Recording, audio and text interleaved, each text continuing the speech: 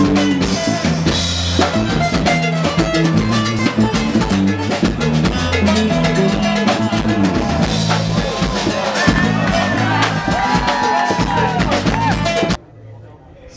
Carlos here from Ultimate Guitar with Alex Skolnick from Testament. Hey. So, Greetings. Alex, what do you think of Ultimate Guitar? I enjoy Ultimate Guitar. Yeah? It's Do you always, use it?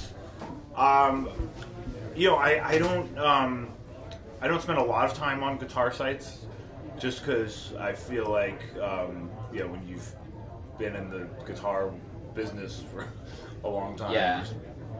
you develop other interests. But I do check it out when. Do you learn songs off of there? I've never learned a song off of it. Oh, really? I'm sorry. It's okay. But I come from, I'm not a millennial. I'm sort of I come from a time before the internet. Tablature? Yeah, well, actually, there was tablature when I was growing up. Oh, okay. But I never really learned that way. I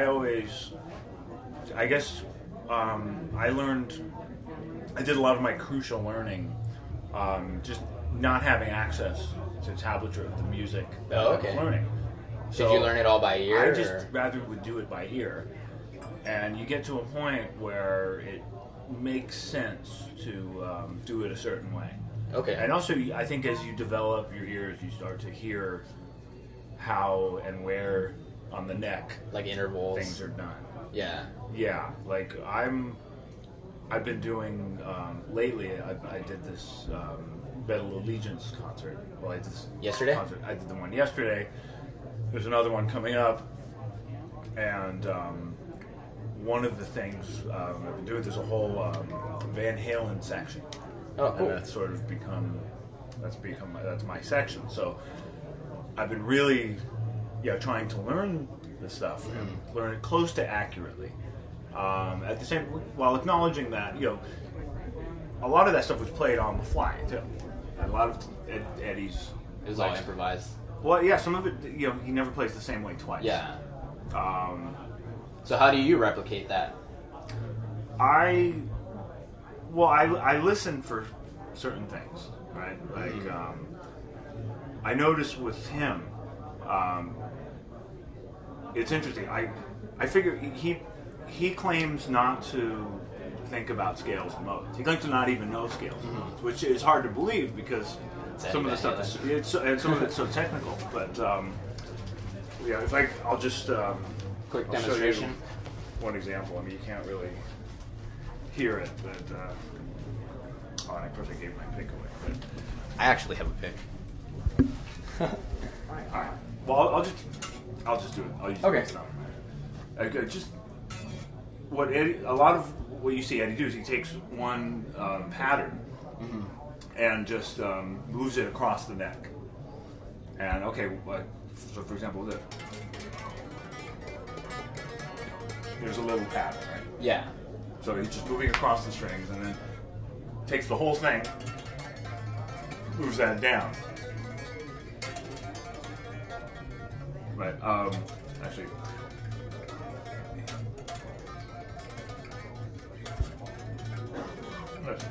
Sorry, he starts here.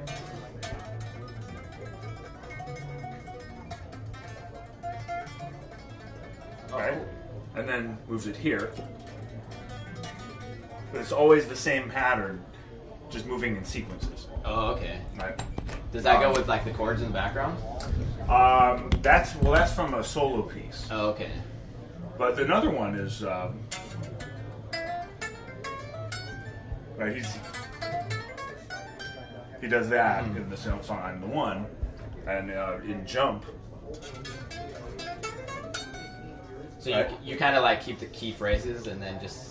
It's like some of his licks, they sound so cool, but they sound so unpredictable. Yeah. But then I realized, wait a second, it's just Same going thing. across the neck. Yeah. It's actually pretty simple. And sometimes with the tablature, sometimes people play things different ways. With Eruption, for example, some people play it here.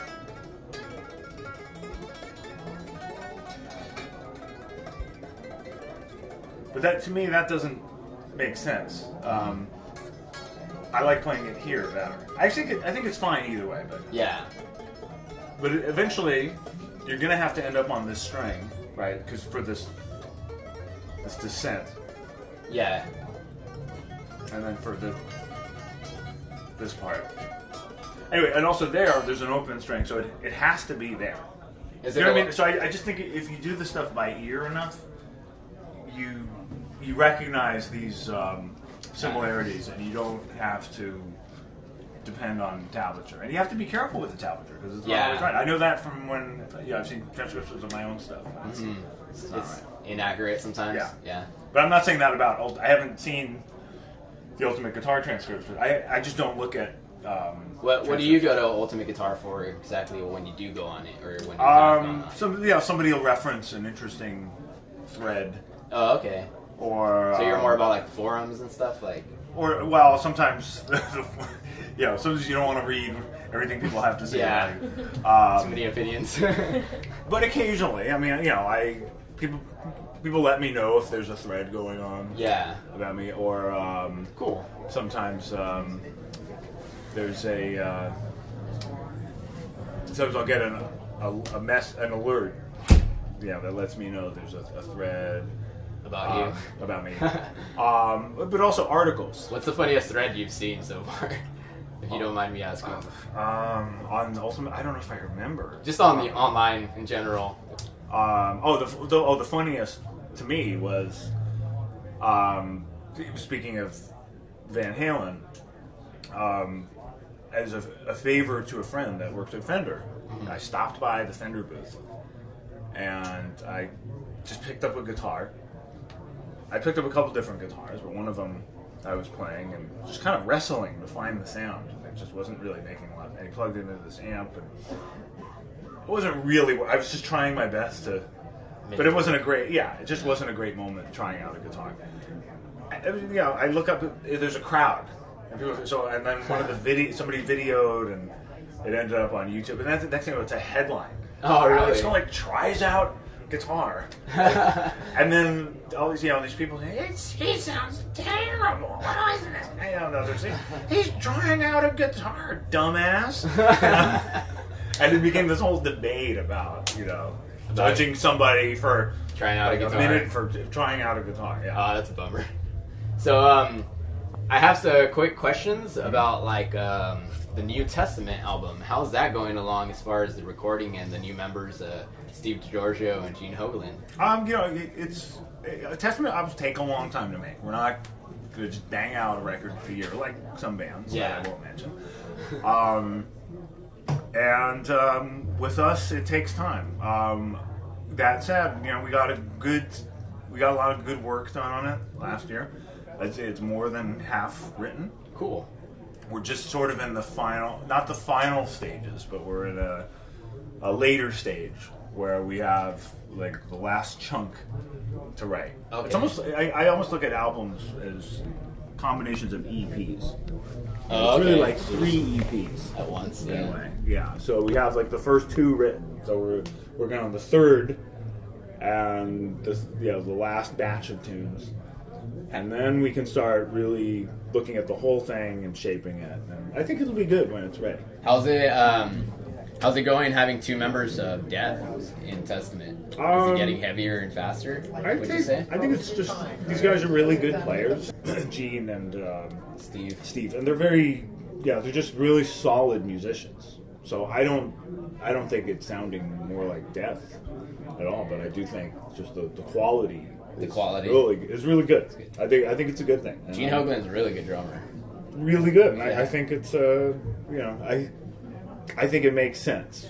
It makes sense, and it feels current in a way, in a weird way. It doesn't.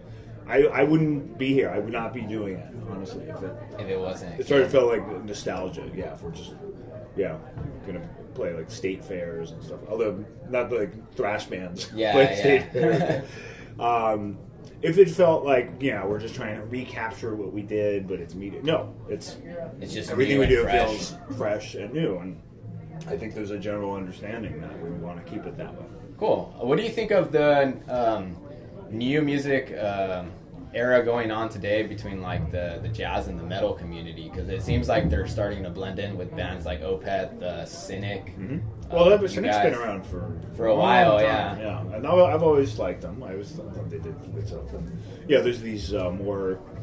Well, Meshuggah's not a new band, but they do some really interesting stuff. Yeah, they do, especially with the rhythms. Yeah, and people I know in the jazz and world communities that really don't know much about metal. They know about Meshuggah. Yeah. So I'm all for it. As you see, I like to go different places with music. Cool. How is it writing a book in comparison to writing an album? Because I know you just released a book about like a year or two ago. Yeah. And we were actually working at Amazon, and we made it.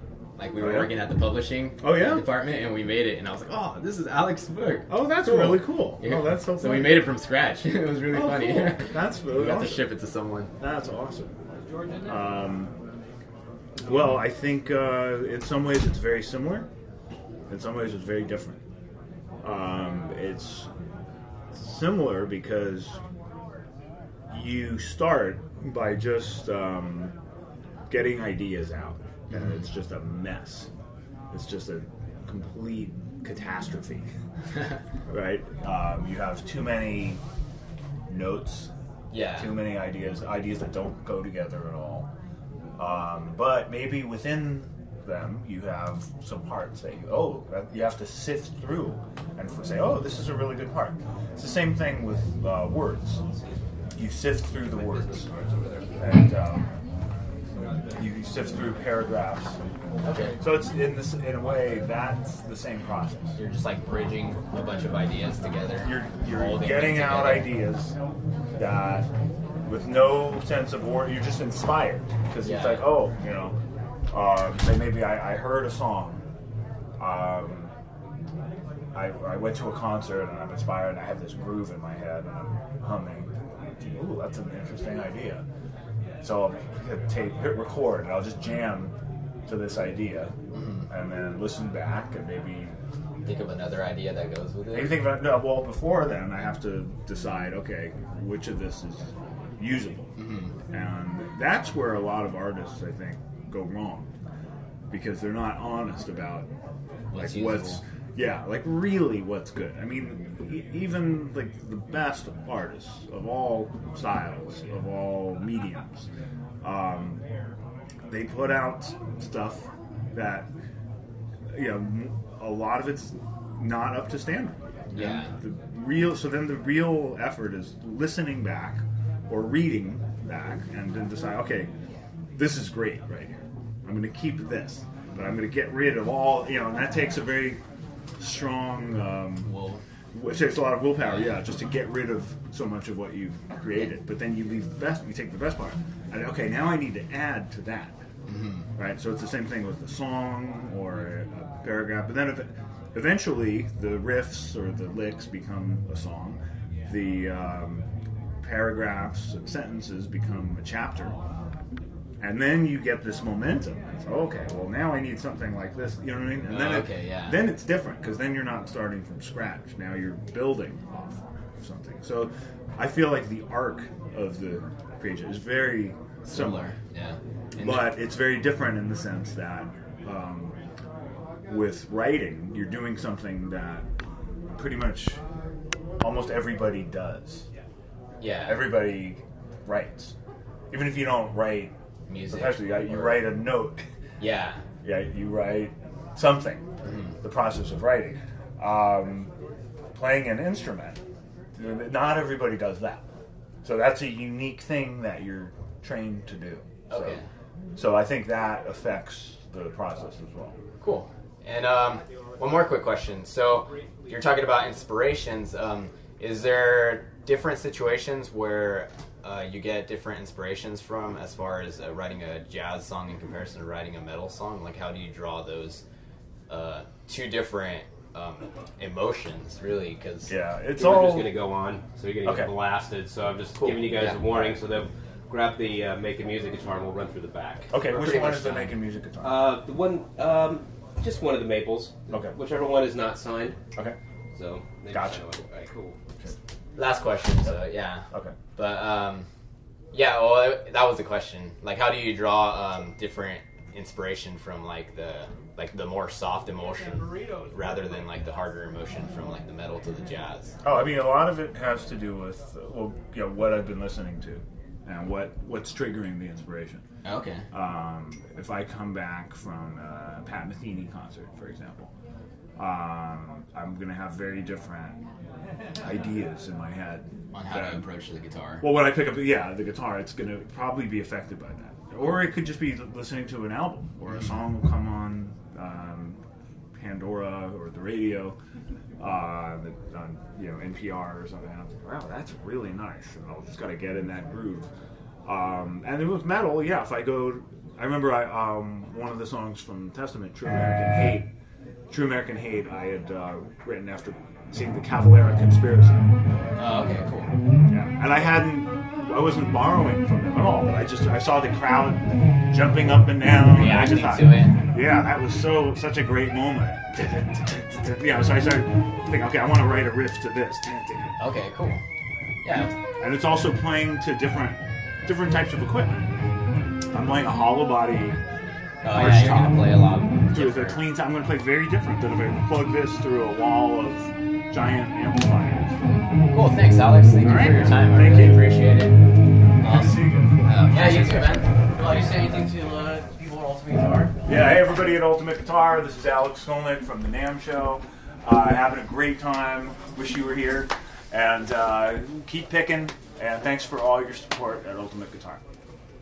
Thank you. Awesome. What about your question with Marty? Oh, yeah. You guys could elaborate with Marty. Oh, that was you last year. Yeah. That was it. Oh, yeah. We talked about it, too. Yeah? Cool. Yeah. You guys should totally get, like, all the jazz metal players, like Chris Poland and Paul Black. I think we're so busy. Yeah, I bet. It was cool, though. You guys, it's a good idea. We'll keep putting it in your head, too. You guys just talk to Chris. It was a seed. You guys planted a seed. So you never know. A seed could grow into a seed. Cool. Thank you, Alex. Well, what we're seeing